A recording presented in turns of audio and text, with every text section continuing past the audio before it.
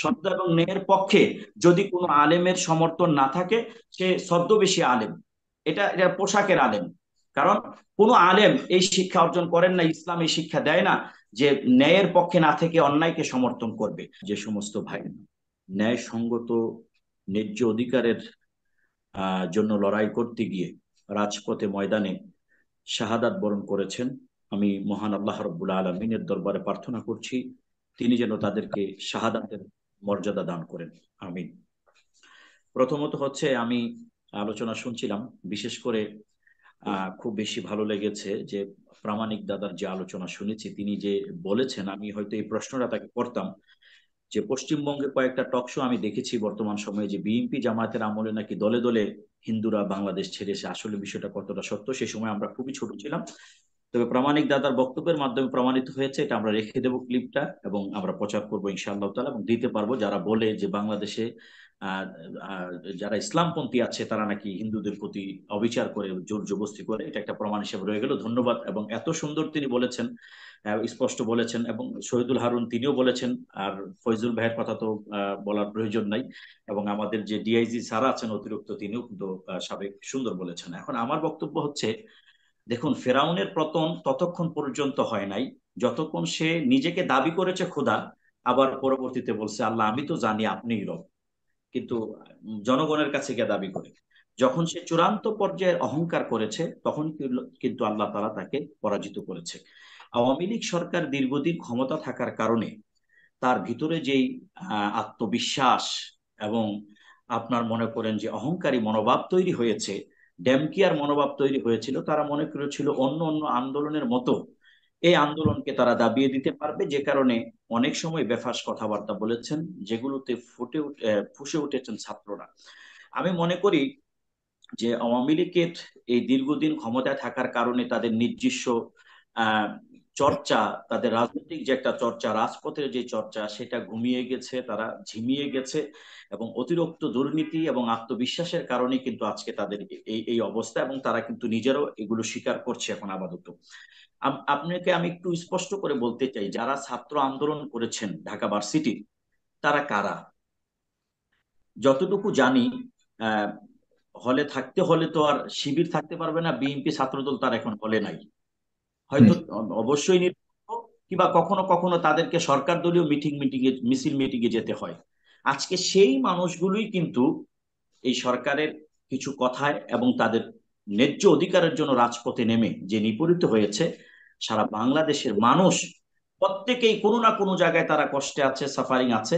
ছাত্রদের আন্দোলন কথা সত্য, এই জায়গায় কখনো কখনো দেখা গেছে রিস্কা রিস্কা যিনি চালান তিনিও তার ক্ষোভ প্রকাশ করছেন। আজকে সাধারণ মানুষের মধ্য থেকে অনেক কাজের মহিলা বা সাধারণ জনগণ, তাদের বাচ্চা ছেলেরা তাদেরকে পানি খাওয়াচ্ছে, সহযোগিতা করছে। এর কারণ হচ্ছে একটাই, যে তারা আসলে হাঁপিয়ে উঠেছে, যে আর না, নাবিশ্বাস্য আর নেওয়া যাচ্ছে না। এই দ্রব্যমূল্য সহ বিভিন্ন কারণে, সরকারের দুর্নীতির কারণে মানুষ কিন্তু আপনার মনে করেন যে অতিষ্ঠ হয়ে পড়েছে। এখন আমার বক্তব্য হলো, আজকে এই যে আমাদের ছাত্র ভাইয়েরা, আমি তাদের এই আন্দোলন এবং তাদের যে সংগ্রাম, তাদের যে স্পিরিট দেখে আমি বলেছি মনে মনে, যতদিন ঢাকা ভার্সিটির সামনে দিয়ে যাব, একটা স্যালুট দেব, যে আসলে ছাত্ররা 52-এর আন্দোলন করেছে, 71-এ কি ভূমিকা রেখেছে, এটাই জাতি আবার দেখেছে। আমার দুঃখ হয় যে এই দেশে সত্য এবং ন্যায়ের এখন প্রতীক হয়ে গেছে, মনে করেন যে জঙ্গিবাদ, রাজাকার, জামাত শিবির, বিএনপি, এই যে একটা তকমা লাগিয়ে দিয়েছে। কিন্তু আমার দুঃখ হয় যে তাহলে কি এখন তো আপনি আওয়ামী লীগ বাংলাদেশে খুঁজে পাওয়া যাবে না। সবই যদি কেউ কেউ রাজাকার, কেউ মৌলবাদ, এখন এই এই এই ট্রাম্প কার্ড এখন আর জনগণ খায় না। ওই সাখাওয়াত হোসাইন, সাবেক নির্বাচন কমিশনার, একটি টক শোতে আমি শুনেছি, তিনি বলেছেন যে আপনার এই যে বর্তমান সময়ে তাদের যে কথাবার্তা, কাজগুলো, এই অতিরিক্ত কিছু কাজের জন্য আজকে এই পর্যন্ত বিষয়গুলো চলে এসেছে। আজ শুধু জেদ এবং আপনার অতিরিক্ত আত্মবিশ্বাস, এই বিষয়গুলো আজকে তাদেরকে এই এসেছে, এবং জনগণের ক্ষোভ।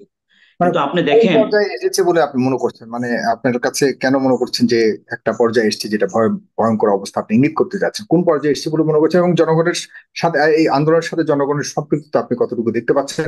আলেম সমাজ, আপনার তো বড় একটা সমাজ মেনটেন করে, আপনাকে আমি যুক্ত করার আজকে আরেকটা উদ্দেশ্য রয়েছে। আপনি একটা স্ট্যাটাস দিয়েছেন, সেই স্ট্যাটাসটিতে আপনি লিখেছেন যে ছাত্রদের পাশে সবাই দাঁড়িয়েছে, নায়ক নায়িকা দাঁড়িয়েছে, টিভি অভিনেত্রীরা দাঁড়িয়েছে, কিন্তু আলেম সমাজকে আপনি দেখতে পাচ্ছেন না, সেজন্য আপনি দুঃখ প্রকাশ করেছেন। তো এটা কেন আপনার কাছে মনে হয়েছে? ধন্যবাদ আপনাকে। আমি যেটা বলতে চেয়েছিলাম যে জনগণ সবাই সম্পৃক্ততা, অর্থাৎ এটা আন্দোলনটা ছাত্রদের। ধরুন মাঠে কিন্তু খেলে 11 জন, কিন্তু 11 জনের বাহিরে যে মাঠে অনেক শ্রোতা থাকে, যখন দেখে কোনো একটি দলের উপরে রেফারি অন্যায় করছে কিংবা মারামারি লাগছে, তখন কিন্তু আর তারা বসে থাকবে না। এই আন্দোলনটা ছাত্রদের আন্দোলন, ছাত্ররাই করছে, ছাত্ররাই নেতৃত্ব দিচ্ছে, তারাই নেতৃত্ব দিবে।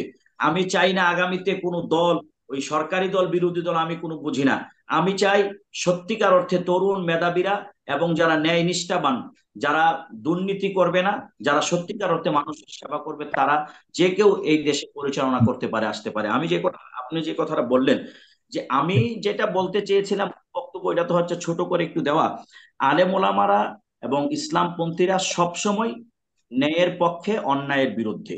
আমরা হয়তো অন্যদের মতো এখন নামছি না, কিন্তু মৌন সমর্থন হকের পক্ষে, সত্যের পক্ষে রয়েছে, এবং তাদের জন্য আমাদের দোয়া ভালোবাসা রয়েছে। আমি যে জায়গাটা বুঝাতে চেয়েছিলাম যে রাজপথে মানে আমাদের আমি নামার দরকার হকের নাই। পক্ষে বলতে দুটা পক্ষ তো আমরা দেখতে পাচ্ছি, এখন পক্ষরও রং হয়ে গেছে বাংলাদেশে। এখন দুর্ভাগ্য, এই দুটা পক্ষ এখন আন্দোলনরত অবস্থায় আছে বা একটা বিবদমান অবস্থায় আছে, সেখানে আবার তাদের রঙও দুটা হয়ে গেছে, একটা একদিকে কালো আরেকদিকে লাল। এখন আপনি বলেছেন যে মৌন সমর্থন আসলে কোন দিকে রয়েছে বলে মনে করেন? লালের দিকে নাকি কালোর দিকে? আমি মনে যদিও করি, মির্জাদা শহীদুল হারুনকে আপনারা বলছেন তিনি সরকার পন্থী, তিনি তো আসলে কালো কাপড় পরে আসেননি বা জামা পরে, আজকে তিনিও লাল কাপড় পরে এসেছেন। সুতরাং আমরা অবস্থানগুলি রঙের মাধ্যমে কিছু জানতে চাই। ধন্যবাদ। আপনি যে আলেমদের অবস্থান বলেছেন, কোন রঙের দিকে? সুন্দর বলেছেন। হুম। আ- আমি আমি আমি তরুণদের কথা বলছি। আমাদের অনেক মুরব্বী ওলামা একরাম আছেন যারা ফেসবুক বুঝেন না, চালানো না, হ্যাঁ, হয়তো তারা জায়নামাজে দোয়া করছেন। বাকি আমি যতটুকু অবজার্ভ করেছি, আমার যে তরুণ ওলামা একরাম আছেন, তারা কিন্তু এই আন্দোলনের পক্ষে। কিন্তু কখন এইটা কেন আমরা স্পেসিফিক ভাবে নামছি না বা নামতে পারছি না, কারণ কি, ওই যে বললাম, খুব সুন্দর করে প্রামাণিক ভাই বলতে পারছেন, উনি ওনার নামটা হচ্ছে গোবিন্দ চন্দ্র দাস প্রামাণিক, কিন্তু ওনার মতো করে আমি বলতে পারবো না, উনি যেভাবে স্পেসিফিক ভাবে সরকারকে বলেছেন। কারণ আমার দাড়ি আছে, টুপি আছে, যে কোনো মুহূর্তে আমাকে নিয়ে আবার জঙ্গি নাটক সাজাইতে পারে। হ্যাঁ। তো আমরা চাচ্ছি না যে রাজপথে আমরা নেমেই যে আন্দোলনটা করতে হবে তাদের পক্ষে। আমার মনে হচ্ছে যে আন্দোলনটা অন্য পথে নিয়ে যেতে পারে। সেজন্য আমি যেটা চেয়েছিলাম যে আমাদের যারা মুরব্বীরা আছেন, তারা অন্তত পক্ষে একটা অন্তত পক্ষে একটা সংবাদ সম্মেলন করে যৌক্তিক আন্দোলনের যৌক্তিকতা তুলে ধরে, শহীদদের প্রতি সহমর্মিতা জানিয়ে এবং সরকারের প্রতি আহ্বান জানিয়ে যে আর যেন রক্ত না ঝরে, অনিত বিলম্বে আপনি ছাত্রদের সাথে বসে দেশের একটা শান্তির ফয়সালা করেন বা বসেন, আমরা এরকম কিছু একটা আমি ইঙ্গিত করেছি। বাকি আমি মনে করি সত্য এবং ন্যায়ের পক্ষে যদি কোনো আলেমের সমর্থন না থাকে, সে ছদ্মবেশী আলেম। এটা পোশাকের আলেম। কারণ কোনো আলেম এই শিক্ষা অর্জন করেন না, ইসলাম এই শিক্ষা দেয় না যে ন্যায়ের পক্ষে না থেকে অন্যায়কে সমর্থন করবে। এখন আমি আরেকটি কথা যেটা বলতে চাই, যে আজকে ধরেন, আমি খুবই মর্মাহত, এবং দেশের মানুষ কতটা মানে কষ্ট পায় আপনি মানে আমি তো জনগণের সাথে মিশে, আমি আজকেই গ্রাম থেকে এসেছি, আমার কুমিল্লা দেশের বাড়ি থেকে। এক সময় যারা মিছিলে গেছে, আওয়ামী লীগের এমপির মিছিলে, তারা পর্যন্ত রাস্তাঘাটে কথা বলছে যে ছাত্রদের উপরে এই হত্যাযজ্ঞ কেন বা এরকম কেন, এগুলো পছন্দ হচ্ছে না, অমুকরে পাইলে হয়তো পারাইতাম, অমুকরে ধরতাম। হ্যাঁ, এবং তারা আজকে, খুবই কষ্ট লাগে যে যেই সেনাবাহিনী একটা ভালোবাসার জায়গা ছিল, যাদেরকে ছোটবেলা আমরা দেখতাম, শীতের সময়ে তারা এসে থাকতেন, মাটি মাটি করে থাকতেন, তাদেরকে আমরা স্পর্শ করতে পারা, দূর থেকে দেখতে পারা, সেই যে কি একটা অনুভব, শীতলতা হৃদয়ের মধ্যে। আজকে বিশ্বাস বিশ্বাস করেন, আমি বাড়িতে যাওয়ার সময় আমার সামনে অসংখ্য সেনাবাহিনীর গাড়ি পড়েছে, আমি একটা নজর পড়ার পরে দ্বিতীয়বার আমি নজর দিয়ে তাদের দিকে তাকাতে পারিনি। কারণ আজকে 16 বছর ধরে এই সরকার ক্ষমতায় থেকে আপনার মনে করেন যে এমন ভাবে পরীক্ষা নিরীক্ষা করে নিয়েছে, তার বাপ দাদা 14 গোষ্ঠী রক্তের মধ্যে আওয়ামী লীগ আছে কিনা সেইটা পর্যন্ত দেখে নিয়োগ দেওয়ার পরেও আজকে বলেন, মাহবুবুল রহমান হানিফ বলেন যে যিনি গুলি করেছে উনি নাকি শিবির ছিলেন। তো শিবির থাকলে ওনার নামে মামলা হলো না কেন? আপনারা তো চাচ্ছেনই জামাত শিবির ধ্বংস করে দেখ বা তাদেরকে গ্রেফতার করেন বা তাদেরকে হেনস্থা করেন, তাহলে ওই পুলিশকে গ্রেফতার করলেন না কেন? যদি তিনি জামাত শিবির হয়ে থাকে তাহলে গ্রেফতার করেন না কেন? আজকে তারা একটা ফোবিয়ায় ভুগতেছে, জামাত শিবির, তারপরে ইসলামপন্থী বা বিএনপি। আসলে এই আন্দোলন তো দলীয় না, এই আন্দোলন ছাত্রদের যৌক্তিক একটা দাবি নিয়ে তারা মাঠে নেমেছে। কিন্তু আওয়ামী লীগের অতি আত্মবিশ্বাস, তারা মনে করেছে অন্যান্য আন্দোলনের মতো তাদেরকে দাবিয়ে দেওয়া যাবে। কিন্তু ওবায়দুল কাদের সাহেবের একটি কথা এবং মাননীয় প্রধানমন্ত্রীর একটি কথা আমার তরুণ ছাত্ররা মেনে নিতে পারে নাই। তাদের রক্তে আগুন লেগেছে এবং এই মেয়েরা ছেলেরা যে আন্দোলন সংগ্রাম নৈতিকতার সাথে করেছে এবং যুক্তিক আন্দোলনে করেছে, আমি মনে করি শুধু আলেম সমাজ না, শুধু নায়ক নায়িকা গায়ক গায়া সংস্কৃতি মানুষ না, আমি মনে করি প্রত্যেকটা বিবেকমান, পুলিশে হোক, র্যাবে হোক, আর্মিতে হোক, প্রত্যেকটা বিবেকমান মানুষ এই আন্দোলনকে সমর্থন করে এবং সমর্থন করা উচিত। এই যে দেশে জামাত শিবিরকে নিষিদ্ধ করার পেছনে এই মুহূর্তে আপনার কাছে কি অভিমত? আপনি কিভাবে দেখেন এটা? একদম খুব ছোট্ট করে। হুম, জি, একদম ছোট্ট করে বলবো এবং আমি বিদায় নেব। আমি একটু ক্লান্ত ভাই, আমি কৃতজ্ঞ আপনি আমাকে যুক্ত sure, করেছেন। হুম, আমি আমি আমি যেটা বলতে চাই, দেখুন, প্রথমত বলবো যে আমি একটি ইসলামী দলের রাজনীতির সাথে সংশ্লিষ্ট, আমি জামাত শিবিরের সাথে সংশ্লিষ্ট না।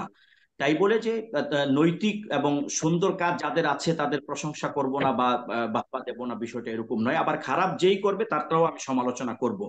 আমি শুধু একটি কথা বলতে চাই, জামায়াতে ইসলামকে বা শিবিরকে নিষিদ্ধ করার আগে আওয়ামী হুম, লীগ সরকারকে জাতির কাছে ক্ষমা চাইতে হবে, এই জন্যে যে তারা পূর্বে জামায়াতে ইসলামের সাথে মিলে রাজপথে আন্দোলন করেছে তত্ত্বাবধায়ক সরকার ফিরিয়ে আনার জন্য। এজন্য তারা যেহেতু নিষিদ্ধ করেছে, জাতির কাছে তাদের ক্ষমা চাইতে হবে যে ওই সময় তাদের সাথে আমাদের জোট হওয়া, তাদেরকে দেখতে যাওয়া, উঠা বসা করা আমাদের ভুল হয়েছে। প্রথমে তাদেরকে এই ক্ষমাটা চেয়ে নিতে হবে। আর দ্বিতীয়ত, দেখুন, দ্বিতীয় যে কথাটি আমি বলতে চাই, তারা যেই দৃষ্টিকোণ থেকে, আমার কথা আছে, জি বলুন বলুন, আপনি বলুন। হুম, তারা এই দৃষ্টিকোণ থেকে যে অভিযোগটি এনে আজকে তাদেরকে নিষিদ্ধ করতে যাচ্ছেন, অদূর ভবিষ্যতে তাদেরকে যে নিষিদ্ধ করা হবে না সেটা তো বলা যাচ্ছে না। কারণ সন্ত্রাসীকে শুধু করতে হবে হুম, ইসলামী নাম দিয়ে করলে, আমি কাউকে হত্যা করলাম, কারো গুলি করলাম, তারপরে আমি পিটিয়ে মেরে ফেললাম, তাহলে এটা কি শুধু দাড়িওয়ালারা করলে সন্ত্রাস আর অন্য কেউ করলে বা ছাত্রলীগ করলে এটা সন্ত্রাস না, এটা প্রতিবাদ নাকি? তো একই অপরাধে তো তারাও অপরাধী হয়। তাহলে টুডে এন্ড টমোরো যে এটা তাদের উপরও বর্তাবে না, তা কিন্তু বলা যাচ্ছে না, এটা মানে ভালো আপনি কিছু এটাকে হবে। মোটামুটি সমর্থন দিচ্ছেন না, এবং এটার আপনি যৌক্তিক কোনো কারণ আপনি মনে করছেন না এই মুহূর্তে। আপনাকে অনেক শুধু ধন্যবাদ দশ জানাচ্ছি। সেকেন্ড শুধু দশ জি, সেকেন্ড সাগর ভাই, শেষ শুধু করুন। 10 সেকেন্ড। আহ, আমার এখন আওয়ামী লীগের 5 জনের মধ্যে বড় একজন নেতা হবেন, যত সম্ভব হবেন যে সুরঞ্জিত সেনগুপ্ত হবেন বা তুফাইল আহমেদ, তারা একজন। মতিউর রহমান নিজামী সাহেব সংসদে একটি বক্তব্য দিতে গিয়ে বলেছিলেন যে সুরঞ্জিত সেনগুপ্ত বা আওয়ামী লীগের বড় একজন নেতাকে ধন্যবাদ যে আপনি বলেছেন এই পর্যন্ত যতগুলো আন্দোলন হয়েছে গণতান্ত্রিক আন্দোলনে গণতন্ত্র বজিয়ে রাখার জন্য প্রত্যেকটি আন্দোলনে জামায়াতে ইসলাম অংশীদারিত্ব করেছে। তাহলে সেই জামায়াত ইসলামকে গণতান্ত্রিক দেশে কেন নিষিদ্ধ করা হবে, কোন আইনে? আমার বুঝে আসে না। যে আইনে করেছেন সেই আইনে আপনার উপর বর্তাইতে পারে। ধন্যবাদ।